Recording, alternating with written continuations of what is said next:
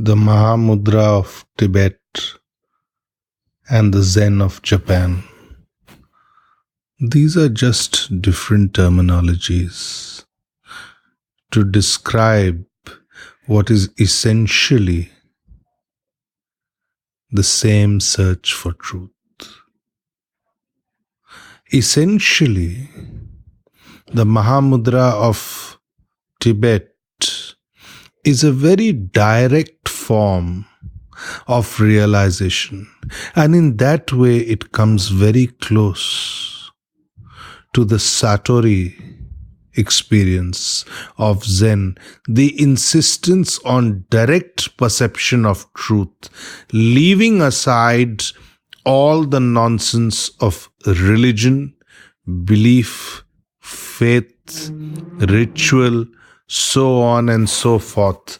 All that is simply superficial when it comes to both Mahamudra and Zen. Yes, there are some beautiful rituals ascribed to each, associated with each, but ultimately both these paths are liberated from all sorts of conditioning of religion, all sorts of boundaries, all sorts of limitations, all sorts of cages that theology and religion seek to impose upon us.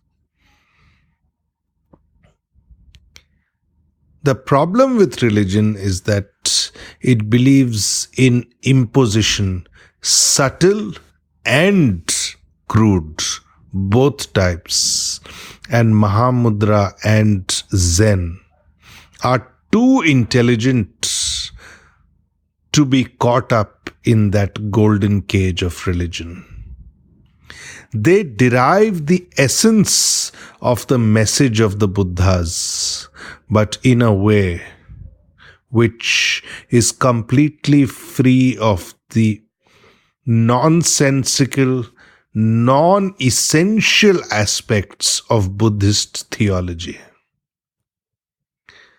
So Mahamudra is, even in the Tibetan pantheon, is exceedingly direct, the path of Naropa, Milarepa, Marpa and others, vis-a-vis other Tibetan paths. And Zen, of course, is a distillation of the highest message of jhana or dhyan of Gautam Buddha himself, passed on through the medium of Mahakashyap and others, till it flowered to its ultimate degree in Japan. So both these schools of Buddhism are in fact, in a way, not just Buddhist. They are a distillation of all of world religion. They are a distillation of the highest joy and bliss realization that the phenomenon of religion has ever experienced. And their lessons are very alive. Their lessons bring a feeling of godliness without God. Their lessons bring a feeling of religion without religion. Their lessons bring a feeling of spiritual and mystic experience without any of the nonsense associated with spiritual paths as such. And the great part about Mahamudra and Zen is that they transcend time. At their essence, be it the Zazen of Zen Buddhism, be it the immediate realization of Mahamudra within the moment, they transcend the psychospiritual, social, cultural modes and moods of the time. They simply believe in understanding reality as it is, like a flash of lightning, lighting up the inner luminous consciousness of ourselves. They wear no masks. They are beyond the changing fashions and changing schools of thought. And in that way, they go to the very heart of the Buddha. And I say not only the heart of the Buddhas, they go to the very heart of the Tirthankaras, the Sikh Gurus, the alchemists, the arhats, the bodhisattvas, the rishis themselves. They are a reflection of thousands of years of the Upanishads, of the Jains, of the Vedas, of all the highest teachings of religion. They deal with our uttermost inner center of consciousness itself, and that way they are so totally a part of us by their insistence on the essential and not so much on philosophical analysis.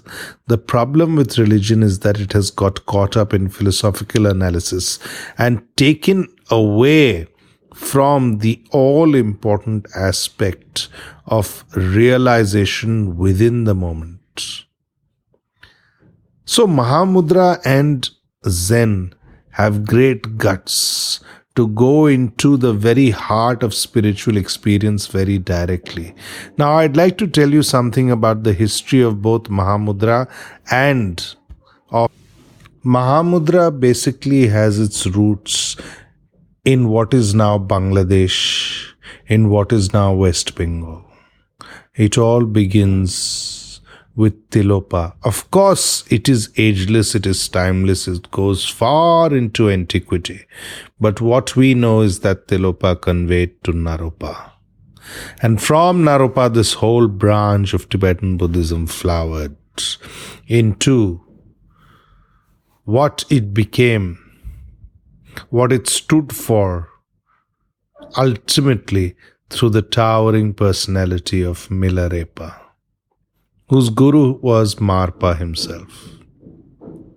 And Zen, of course, the word itself is based upon the old Vedantic word dhyan. So the essence of dhyan, which was carried through Mahakashyap, the direct disciple of the Gautam Buddha himself, was carried by Bodhidharma through his guru Pragyatara to China, and from China it traveled to South Korea and then to Japan, ultimately becoming Zen. So this is in brief the socio-historic background of these two paths. But what I am saying very clearly is that these paths have no need for a socio-historic background. They are simply all about dropping our imagination, dropping our conditioning. And they say very clearly that all our sense of parochialism, narrowness, be it concerned with our sense of religion, our sense of race, our sense of ethnicity, all this is completely nonsensical. It is simply a part of the hallucinating mind, simply a part of the mind of imagination. And that keeps us from realizing the luminous part of our own consciousness. In the path of Mahamudra, what is truly essential is inner transformation. That is the only sadhana. If inner transformation is not achieved, what is the point of worship? What is the point of belief in God? It's very easy to just believe in an outer God and worship an outer God. But that does not point in the direction of your inner realm of light. And they say ultimately that only self-truth will liberate you. Nothing else can liberate you. Nothing else can give you the courage to liberate. Nothing else can give you the luminosity to liberate. So it is completely different from what we may consider to be the devotional paths, the paths of bhakti and so on. And it says that things such as love, if they are only based on belief and faith, then they too are part of the imagining mind. They too are part of the conditioned mind, the emotional mind which is responding to feelings. And all that is nonsense.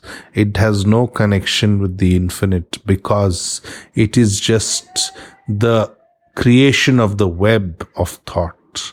And thought has nothing to do with ultimate reality as it is. Thought only creates chaos within our beings. Thought is a tranquilizer. Thought makes us believe that which we want to believe. And there are no tranquilizers as far as essential Mahamudra and essential Zen goes. You see, the whole path of mantra, the whole path of ritual, prayer, and so on and so forth is not looked at very highly on both the paths of Mahamudra and Zen. It says that these kind of things may make us a little comfortable, may make us be able to go into deeper meditations, but they rely on certain a priori ideas. And when we rely on a priori ideas, we do not attain to fresh truth. We do not attain to the wholeness of truth as it is, and therefore we remain in the same misery as we have always been. We remain in the same nonsense of trying to become blissful through the ritualistic part of religion.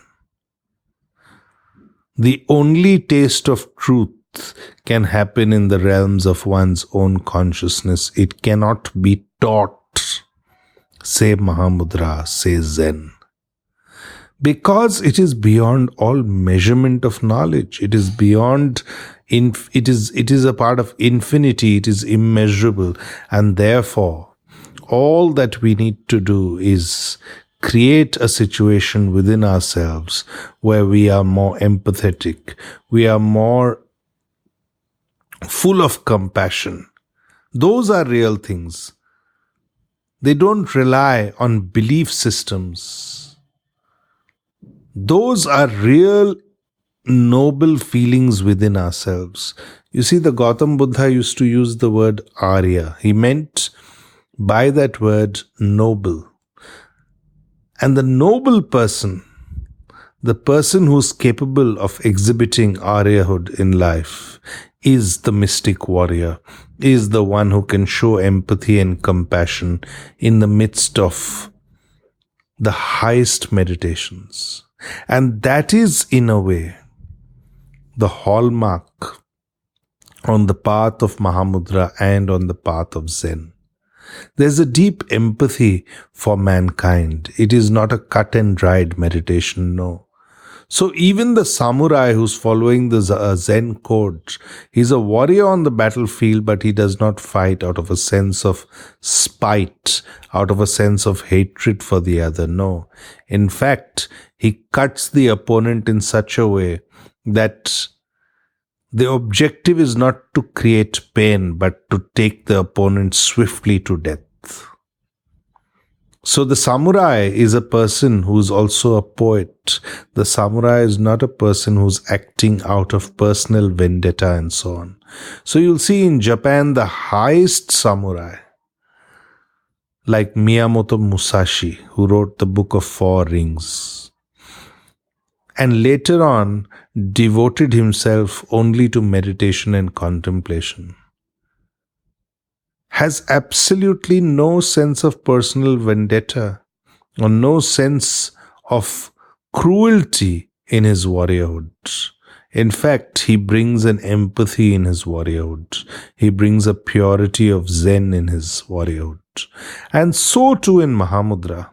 You'd find that a Milarepa with such great occultic powers has a certain grace of empathy with all beings, has a sense of crazy wisdom, but in his craziness of wisdom, there is a deep compassion for humanity, for all of earth, for all of the universe, and that becomes the essential crystallizing force of his meditation. That becomes the great center of his meditation. And through that, his energy works in a way which is utterly unique, which is utterly his own, which is utterly beyond all concepts of selfishness, doubt, fear, and so on. So Milarepa in the Tibetan tradition is considered the very pinnacle, the very summit of realization. And his realization is one which is absolutely unique. It is so unique that he is said to bypass his Guru Marpa also in realization. And this is the beauty of Mahamudra. Mahamudra says that there is absolutely no need to conform to certain ideas of who is the Guru, who is the disciple, and so on. Wisdom can be born at the most unlikely place. So, Mahamudra does not believe in hierarchy as such. Yes, at an outer plane you will find several hierarchies, but at the heart of Mahamudra realization is only the self-expansion which is important. And self-expansion is within one's own grasp. It is like breathing. Like the way you can expand your lungs consciously while breathing, while taking a deep breath, and then shrink the lungs while leaving the breath. So too is Mahamudra. It's up to you to fill yourself, to expand your consciousness through the breath of realization. If you do that, you come to that which is ultimately real. You come to the divinity which exists in the moment, here and now. And there is no other divinity, that is the only divinity. Everything else in religion is considered to be a wasteland, a complete nonsense. The only remembrance worth remembering is your state of inner consciousness, your state of inner contentment, your state of inner purity of perception, clarity of perception. If you have that, you have the key to Mahamudra. You have its most essential principles in your hand. No thought, no reflection, no worry. Just a luminous courage of consciousness shining through, even as the strength of existence exists within each blade of grass, within each tree, within each pine cone. So too can the strength of universal consciousness exist within you in a natural way, in a luminous way, without relying on the fabrication of the mind. Leave the mind aside. And Zen says the same thing. Zen says completely leave the mind aside. Mind is an instrument to be used. Mind is not your master. The problem is that we have made mind our master. At the innermost heart of yourself, there is the real master. That is the space of the higher luminous consciousness, the mysterious consciousness which pervades all things, without beginning, without end, which even the gods, they say in Zen, are not sure of its origin.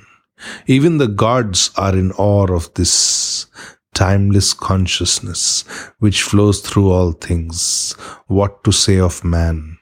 And the beauty is that man can realize this consciousness through the energy of his mind, body, spirit in a way which sometimes even gods cannot.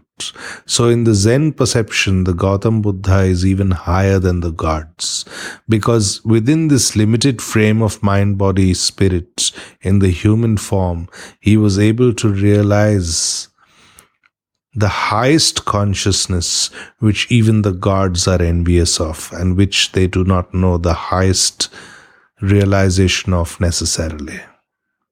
So Zen ascribes a great dignity to man. Zen says that in man's deepest relaxation, in man's deepest letting go of anxiety, the whole sky of consciousness can become available. The whole infinity of the immeasurable can become available. One can move from death to the eternal.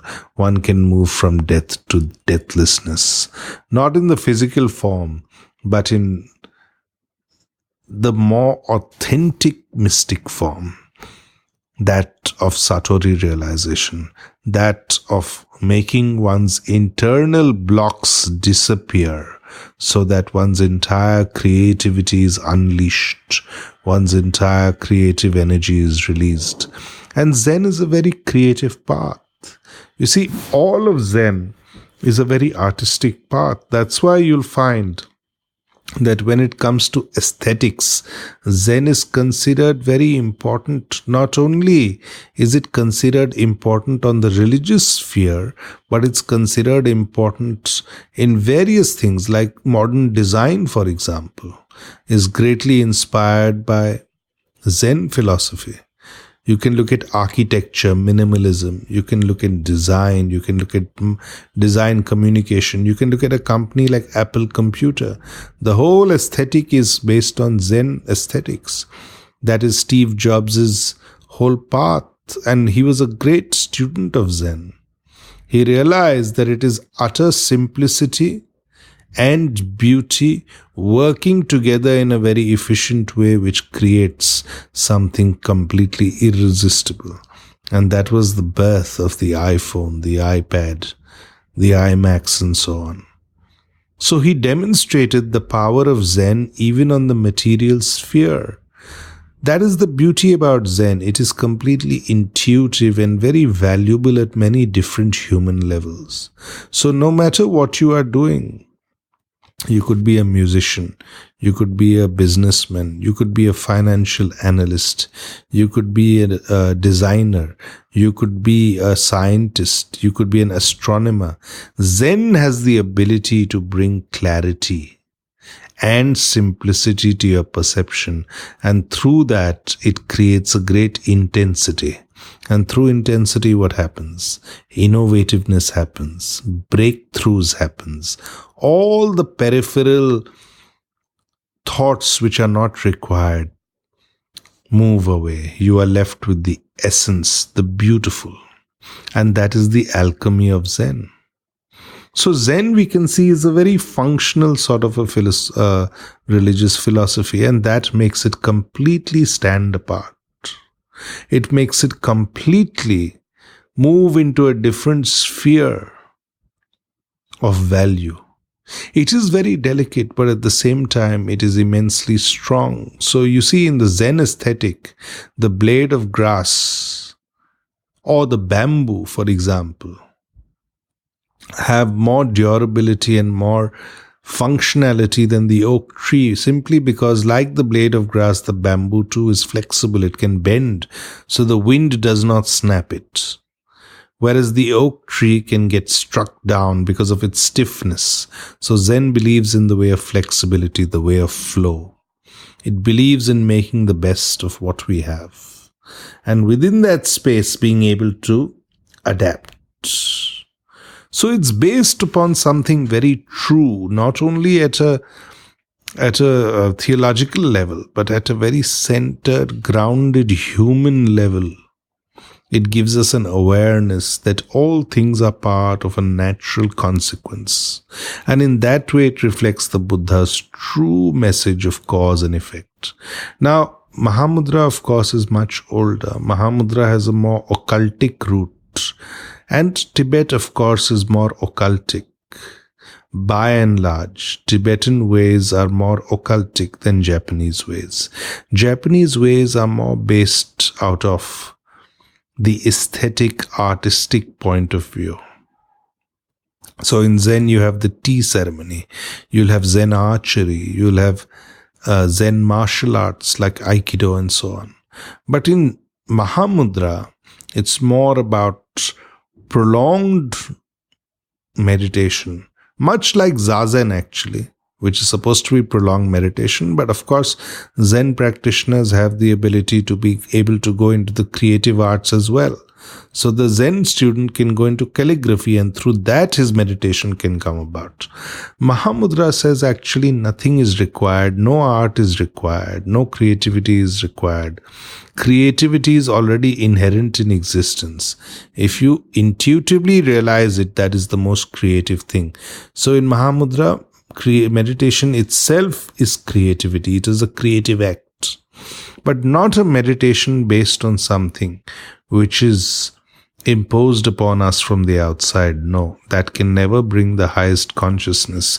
That is contaminated by the world, that is conditioned by the world, that is calculated to bring a particular effect upon you. So Mahamudra does not believe in the clever formulas of meditation. At its heart, it's about getting out of the calculations of religious experience, and it's about jumping into the unknown. You see, that's the way Milarepa was. Once, to test him, Marpa asked him to jump off a cliff, and Milarepa promptly did so. And of course, nothing happened, so the legend goes. But the whole point is the ability, the courage to make the leap into the unknown. And that was Milarepa's entire path. That is the path of Mahamudra. It says that you can move infinitely into the highest realizations, provided you do not look at religious experience as something to be gained. No. Mahamudra says religious experience, occultic powers are not to be gained. There's no gain or loss in this world. They are your intuitive self. They are your inherent self. It's a realization which is important. That revitalizes you. That nourishes you.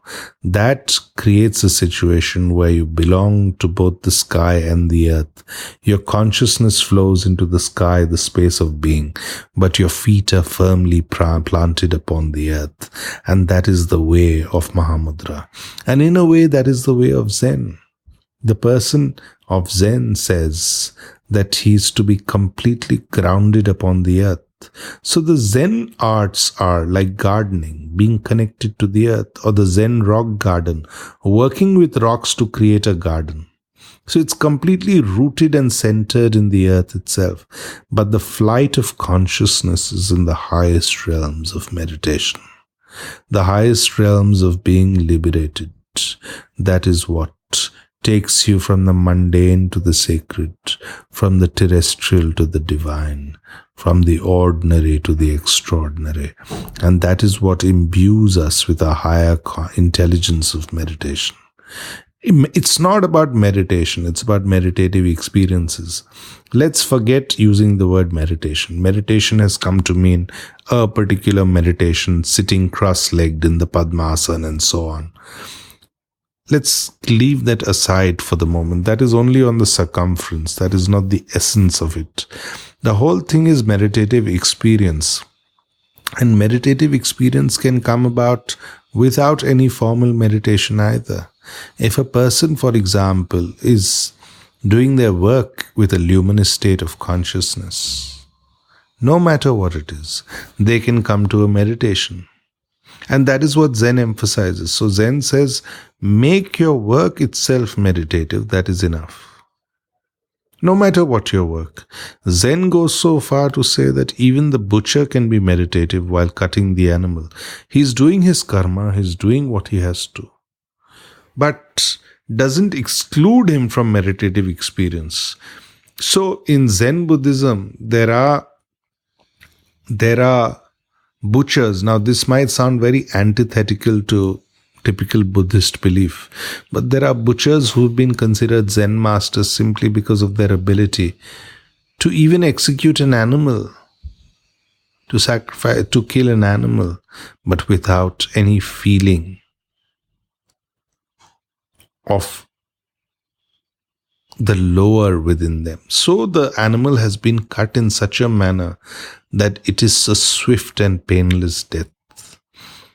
So the Zen master, in fact, there was a very famous one who was once asked how he manages. He says, my whole concentration is on making my knife so sharp and my cut so smooth that even without knowing it, the animal has reached the other shore. So there's empathy even in the act of killing in a way that reflects the whole spirit of the Bushido code of samurai.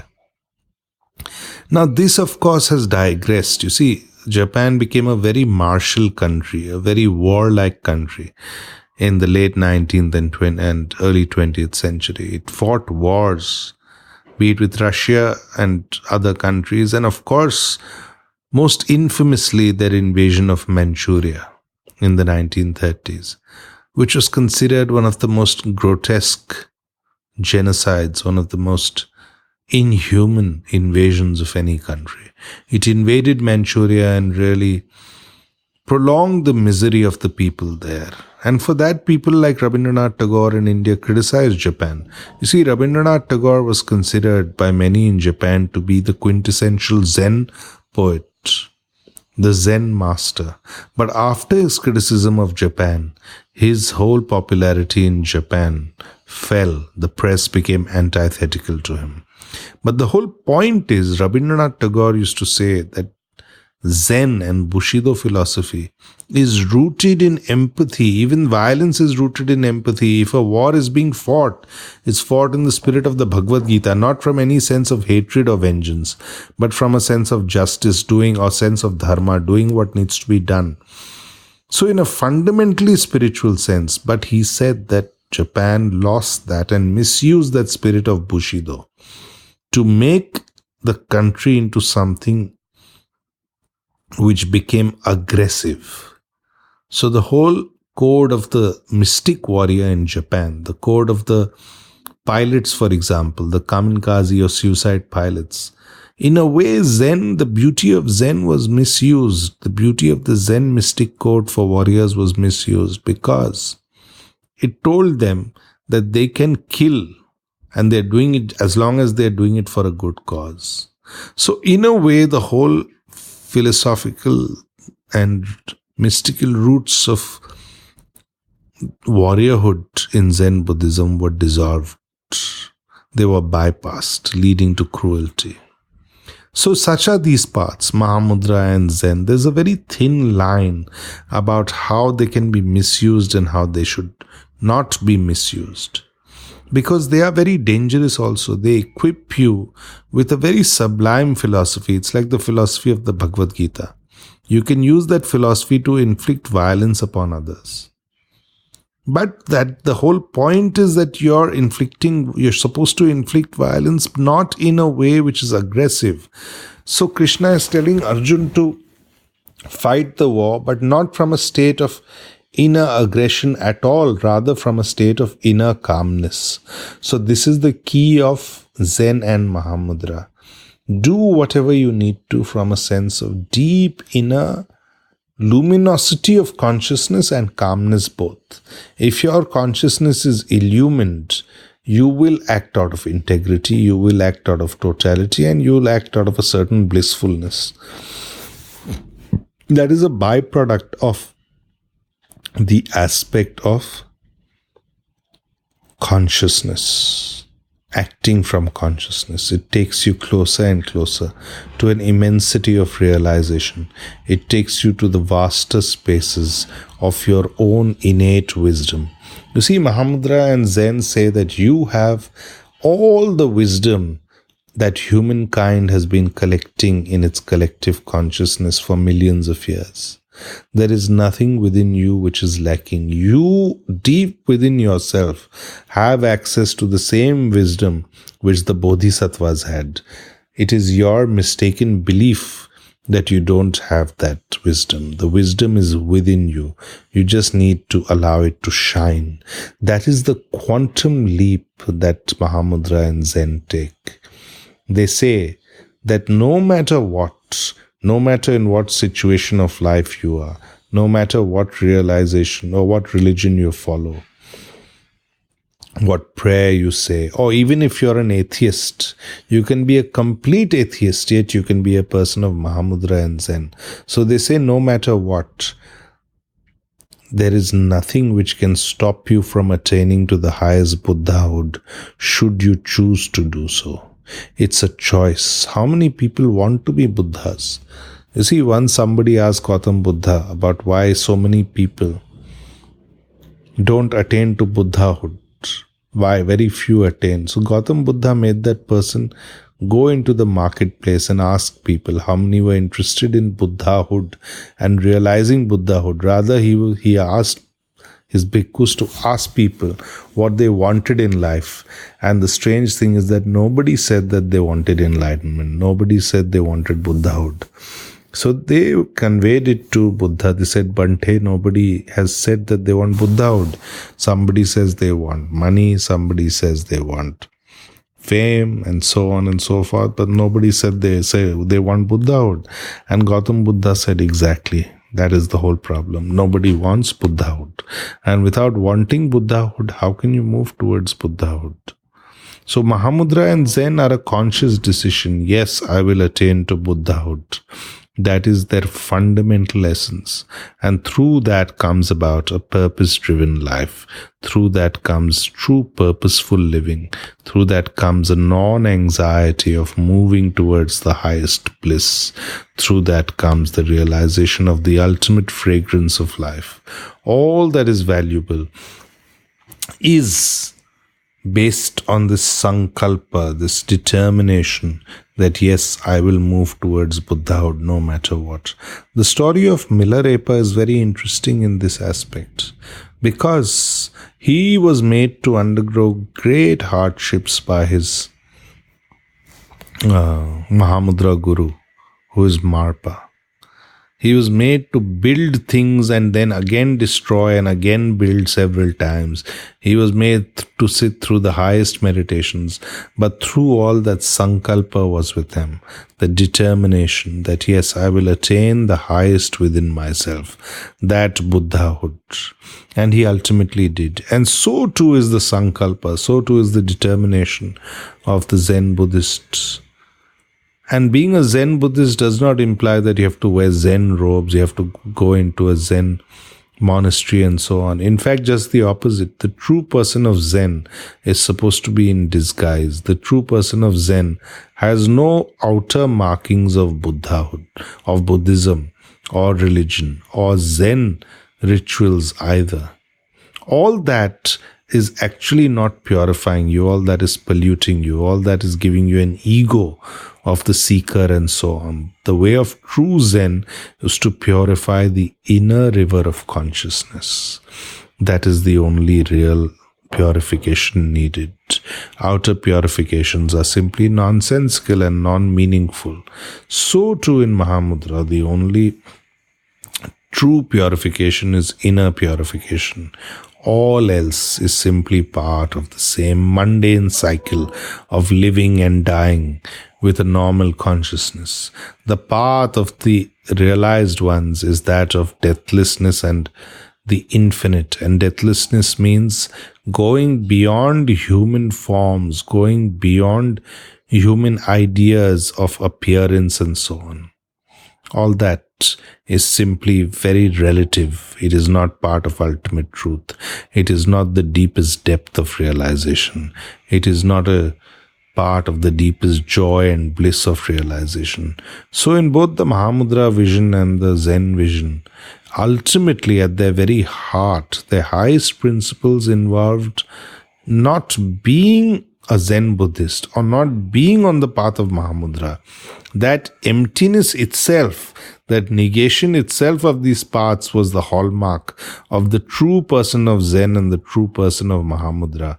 And I say very clearly, those people who profess to be on the path of Zen and be on the path of Mahamudra by wearing clothes or rosaries or any other external marks which identify them with these paths are not really the transformative ones. They are not really the ones who carry the eternal torch of these paths. The eternal torch of these paths is carried by those who, like the lotus flower, can exist within the mud. You see, the lotus flower is a great symbol of Zen Buddhism. The lotus flower is said to exist within the most murky water, yet it has its own blossoming within that murkiness, and that is the way of Zen. Be in the most murky situations if you have to. Be in the most strangely unspiritual situations if you have to. Within that, realize the lotus of being. Within that, realize the highest consciousness of being. And Mahamudra is the same.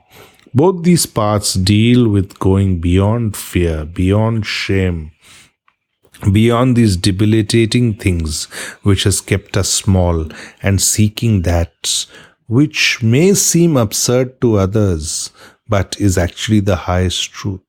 You see, sometimes Zen people have appeared absurd to other Buddhists because the Zen people are unpredictable. They rely more in intuition than texts.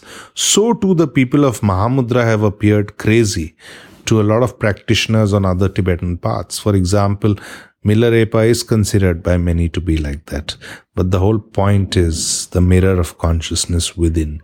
Clean that and all is achieved.